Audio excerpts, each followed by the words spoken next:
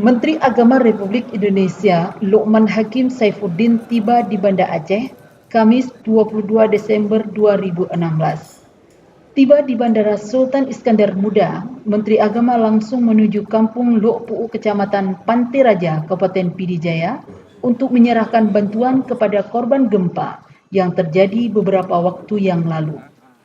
Kepala Kantor Wilayah Kementerian Agama Provinsi Aceh, Muhammad Daud Pakeh, dalam laporannya menyampaikan sejumlah bangunan madrasah yang rusak akibat gempa, termasuk rumah ibadah, baik masjid dan musola yang rusak, dan 3 kantor urusan agama, serta sekolah tinggi agama di Biren.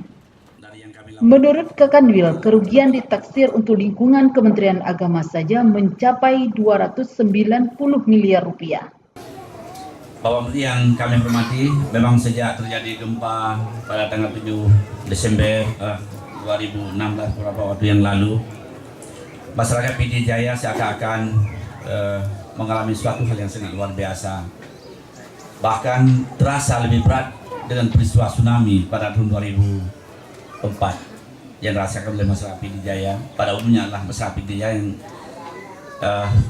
juga terpengaruh pada Pidi dan Kabupaten Pidi. Untuk khusus untuk Pidi Jaya, Pak Sembah kami sampaikan kepada Pak Menteri bahwa sejumlah infrastruktur di jajaran Kementerian Agama dan menjadi tanggung jawab Kementerian Agama yang mengalami kerusakan.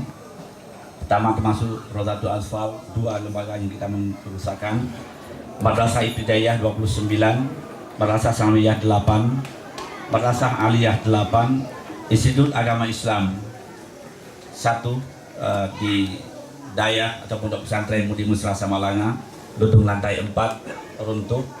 KUA 8 KUA kita mengalami kerusakan. Pondok Pesantren 25 termasuk Pondok Pesantren Kedaren di Lok ini.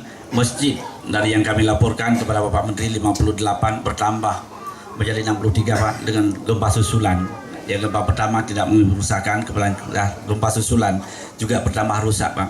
Kami menjadi 63. Menasah atau musala 32 berjumlah 177 lembaga kita yang mengalami kerusakan dengan perhitungan anggaran yang sudah kami sampaikan kepada Bapak Menteri mencapai 290 miliar lebih. Kakanwil mengatakan butuh perhatian yang serius dari pemerintah sehingga masyarakat bisa kembali dalam kondisi normal seperti sedia kala.